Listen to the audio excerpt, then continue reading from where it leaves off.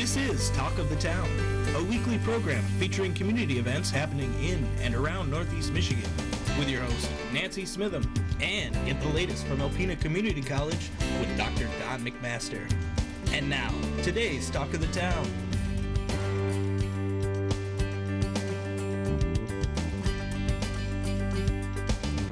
Good morning and welcome to Talk of Town. I'm Nancy Smitham. My first two guests today are here to talk about the coronavirus, how it affects Hope Shores Alliance here in Alpena.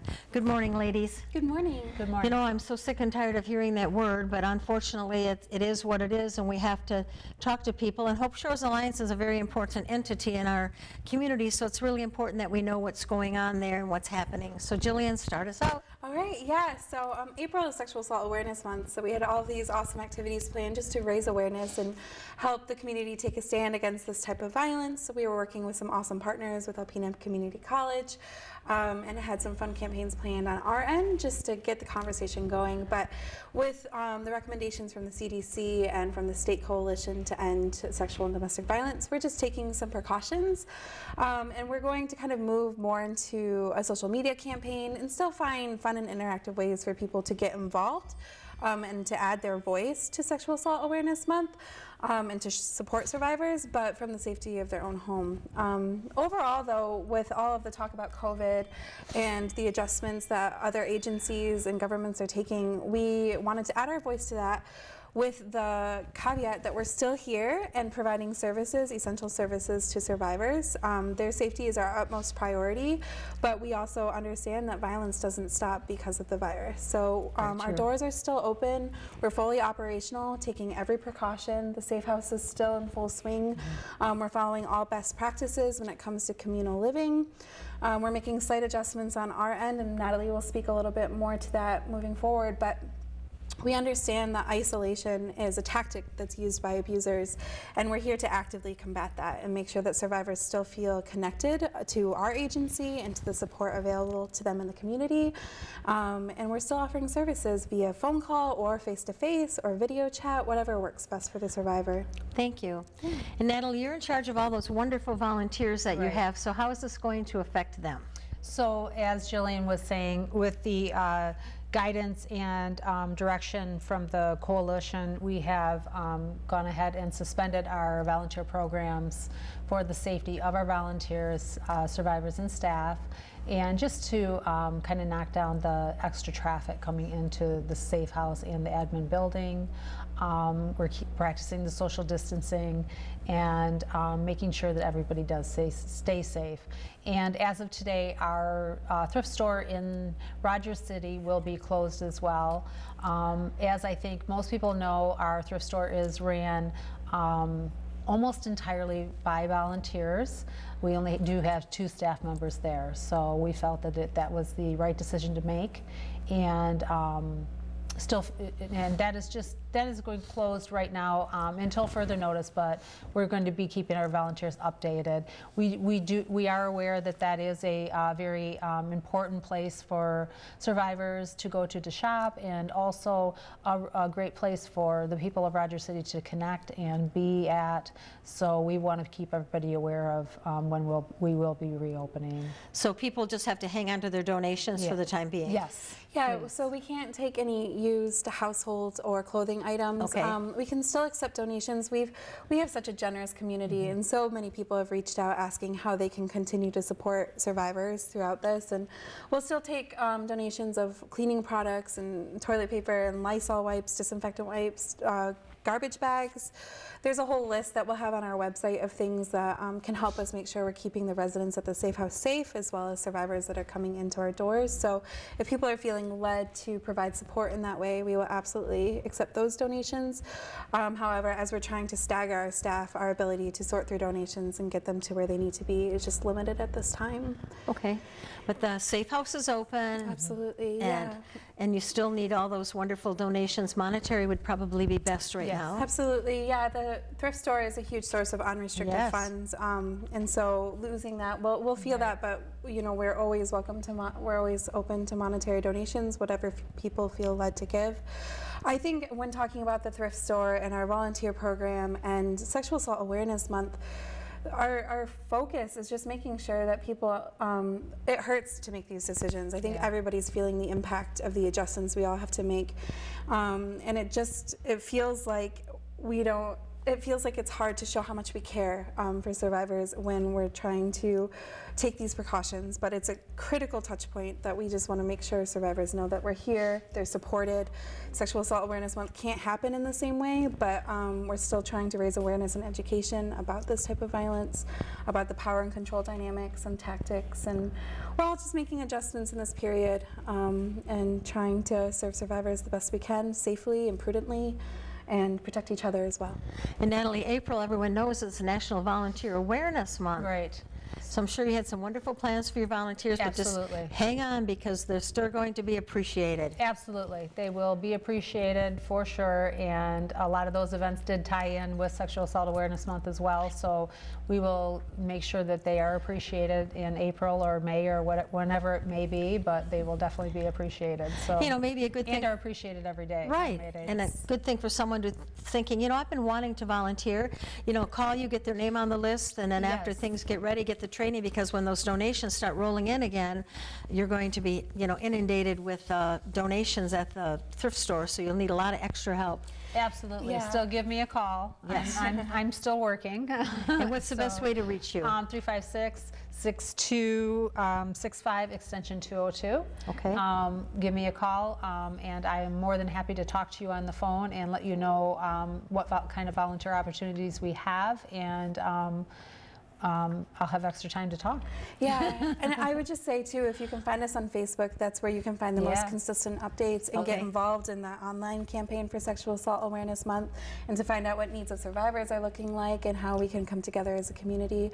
Our Facebook page at Hope Shores Alliance is going to be our main source of consistent updates. You know, I think Hope Shores Alliance single-handedly, and with some partners, but single-handedly has raised the focus of domestic violence and sexual assault awareness, you know, dating, date rape, all those things that people used to keep hidden in the background, and now they're out there in the forefront, and people know, you know, it's not right and you don't have to take it anymore. And thank you all so very much for doing that. And just, I know you're there behind the scenes, and if anyone needs you, 356-6265 is a great number to call and get in touch with someone. And if you need help, all the agencies in town know how to reach you. Absolutely, yep, and services are still available, and we just want to reiterate that we're here to provide those essential services. Well, thank you both very much for being here, and I look forward to talking to you again soon after all this stuff is back to where we used to be. Yeah, thank you so much. I Thank you. appreciate it. Thanks. I'll be right back following these messages. Hi, welcome back. I'm with Amanda Kacharik from Besser Museum. Hi, Amanda. Hi. So I understand it's the 50th anniversary of the first Earth Day. Yes, so that is coming up here in April. So here we are in March. We've got a little bit of time left to plan before that, but we are going to be hosting an Earth Day celebration, working with the library's connection with NASA My Library, hosting at the Besser Museum. So that will take place on April 4th. So not Earth Day, but during the month of Earth Day, we will be celebrating April 4th.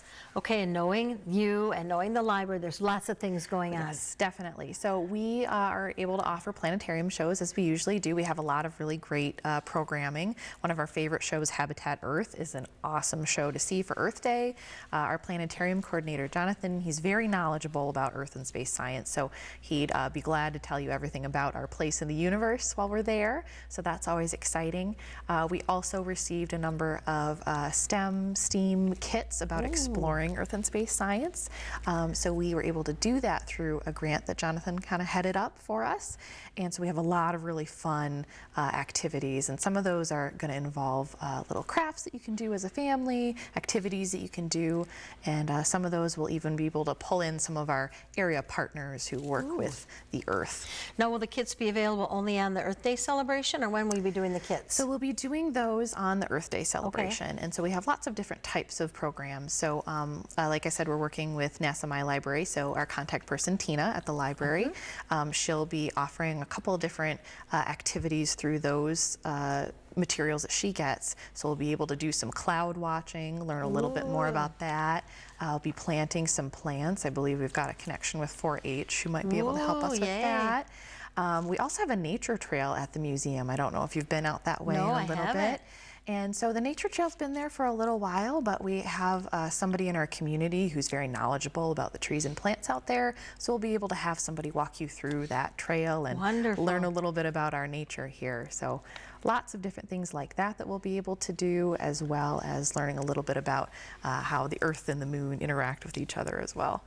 Well, when you think about Earth Day, you know, it started out as like an ecology kind of a movement kind of thing, and what it's gone to now with the Earth and the science and the planetarium and all the things. It's pretty exciting, and a lot of people do, you know, special events on that day, or make it a commitment. I'm going to recycle, or I'm going to reduce my carbon emissions, or I'm going to, and I really hope that awareness events like this do make those things happen and continue throughout the year, not just on Earth Day. Right. And we are working together right now. We want to develop a passport program so that when you come to the event, when you're celebrating that day, you can go out into the community and visit a couple places where you maybe can use a recyclable grocery bag, or you know, you can buy some earth-friendly products, things like that, that you can go out as a family and see how you can actually give back to the earth within our community here. Do some of those environmental items on your list.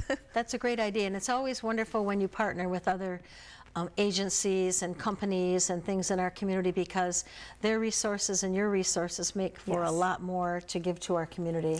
Right, and that I think is a big part of Earth Day as well, is really celebrating the community. And that's what we want to do at the museum also, is to celebrate that connection with the community. And so it's nice that we can be sort of a hub for that. And so I do want to also say, so this is going to be on April 4th. And the time, The time, yes. So it is from 1 to 4 p.m. So there's 3 hours where you can come and do those activities. It is free, so you can come in with your family and enjoy these activities for free. So we're excited that we're able to offer that, and it's really great that we have so much community support in doing these types of offerings. Okay, so other than Earth Day, I know there's lots of other things that go on at the museum.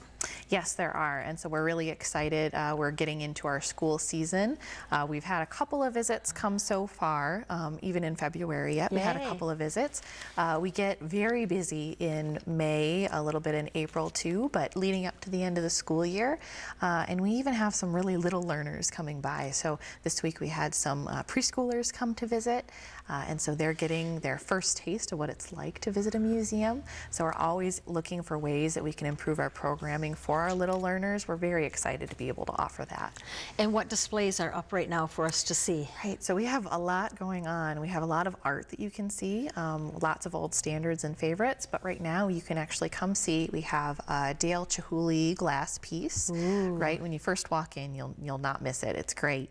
So we have that piece. We have Ritzler's paper cut drawings, and so we have, we call them kaleidoscopes. They look sort of like a paper snowflake done on black paper, but they're done in a style to represent some of the old buildings in Alpena. Wow. So really, you know, spectacular. And they're shown with the buildings that they were based off of.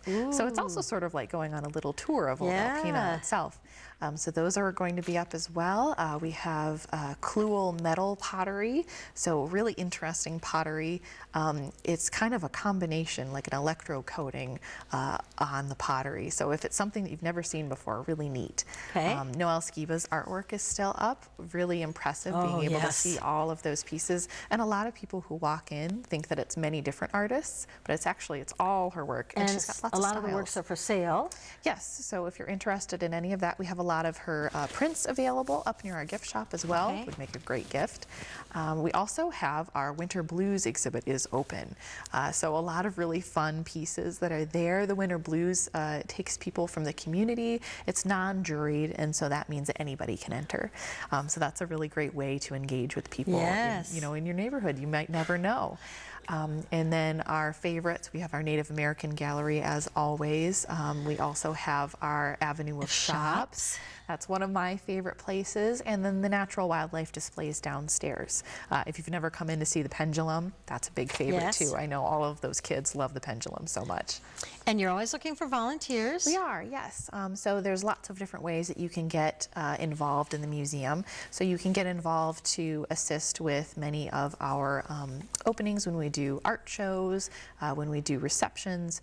A good way to be a part of that is to join our Founders Society. And so the Founders Society, they're kind of our friends of the museum. And so they do a lot of that behind the scene work for those receptions. So if you're interested in something like that, glad to have you there. If you have maybe some education background, I always am looking for people who would, want to help with the school groups, who just would have an interest in, being a leader. That's always helpful too. And really anybody who has an interest in, history of Alpena is a nice connection to have. We love meeting new friends. I bet you do. Yes. Well, I want to thank you very much for being here. Tell everyone at the museum thank you so much for the collaborations and all the wonderful things. And Earth Day again is April 4th. Right, so our Earth Day event will be taking place April 4th, and it will be from 1 to 4 p.m. Thank you very much. Thank you. Please stay tuned for Dr. Don McMaster following these messages. Greetings, everyone, and welcome to Talk of the Town. I'm Dr. Don McMaster, President of Alpena Community College. Pleased to have as our guest this morning, Debbie Bayer, Vice President of Instruction. Welcome, Debbie. Thanks for coming in on short notice. Thanks. It's been quite a week, hasn't it?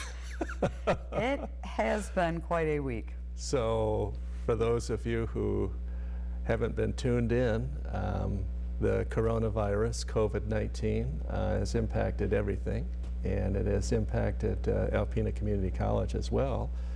And essentially, we moved all our coursework into online or remote format this week.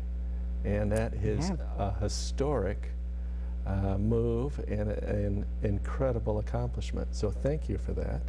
Thanks. And your leadership in that area. Tell me how you're holding up after after this week. I'm doing fine. We have had just an incredible team working on this since day one. As most people know, this has been fluid for the last few weeks. We were monitoring things last week as they started to unfold. By Sunday, we knew that there was going to be a real change in how we operate. We had already decided to close classes for Monday and Tuesday so we could wrap our heads around it. But Sunday I had a whole team in my office just already planning. And I think we hit the ground running on Monday morning with what we would need to do to move all of our instruction to some type of, I hate to say just online, but some type of a remote format. So some are doing WebEx meetings so they can actually meet their class through their computers face to face. Some are doing it in Blackboard, as you know. We did try originally to still have the hands-on labs because obviously you need equipment when you're welding, and science labs, and we very quickly knew by mid-morning on Monday that that wasn't going to work either. We didn't want anyone taking chances. We didn't want anyone exposed. So we decided we would turn our hands-on stuff into remote, and I have to tell you, the creativity and collaboration of our faculty and our adjuncts has just been incredible. It has been. It's been inspirational, really. Mm-hmm. That is a very tricky piece because hands-on things like UTT and concrete and welding and nursing, they're based on students getting their hands on things and having to figure out in 3 or 4 days how to make that accessible for students who, as it turns out, are not on campus now. Is an amazing accomplishment. It has been. We're really trying to get everybody to communicate. I think this has been a very stressful. We know many of our students aren't prepared to learn through technologies, so we've been letting them know there's a lot of support for them. This isn't all online learning. You're not on your own.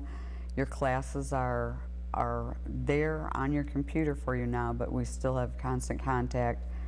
Faculty are answering their emails. They're doing videos. Right. They're answering their phones. So just really helping everybody, and our own staff. At least half of us weren't prepared for the type of technology that is really making this happen. Indeed. So it's been a learning curve for everyone. It has, and we're a learning institution, so we should be learners too. Absolutely. Kind of a under the radar piece, it's not under the radar in terms of, you know, our business and what we do, is the dual enrollment and relationship with the K-12s. And of course the K-12s were told by Governor Whitmer to close for 3 weeks. So 40% of our students are dual enrolled or early college. Speak to that a little bit. That is almost equally inspiring to me. Yeah, that was one of our very first red flags, because we said with 40% of our students being high school students, how, and they were shut down, you know, were we suspending classes? What were we going to do? And so many of them are intermixed with the other classes, and we didn't want them to get behind. So that's been so heartwarming. The Alpena Public Schools called us, and they were issuing Chromebooks to all of their dual enrolled and early college students that needed them. 150 of them. 150 computers. So that's been, and are telling the students that if they don't have Wi-Fi, the school's Wi-Fi goes out all through their parking lot, so students can come there and access right through their laptops. We have contacted all of the other schools that we have, you know, that have dual enrolled students, and have been following up with the students individually to let them know that their courses are out there remotely. What can we do to help make sure that they can access them? And so that's still an ongoing operation. We have a whole team that are phoning people and asking them to check in. You know, it's an amazing endeavor to change halfway through a semester your methodology for delivering instruction to 1,400 or 1,500 people spread from Sheboygan to Joburg down to Eau Gray. Absolutely. And yeah, your thoughts? Well, you know, we've tried to reassure reassure our students. We're almost 2/3 of the way through the semester. They came back from spring break with that week of work already completed and ready to go. So at least, you know, we've got a good idea where we're at, so faculty can help students through the remaining few weeks. We tried to keep the testing center and library open so students could also have additional access to computers, and I think to try to study together, but we quickly found, you know, we didn't want to have people in close contact for their own safety. So thank you for what you've done, your leadership in this turbulent time, and we will get through it. That's our message to the community as well. So thank you for your support, and thank you for watching Talk of the Town. We'll see you again next week. This has been Talk of the Town with your host, Nancy Smitham and Dr. Don McMaster. For a list of community events taking place in Northeast Michigan, please visit our website at wbkb11.com and click on our community link. This has been a Thunder Bay Broadcasting Corporation production.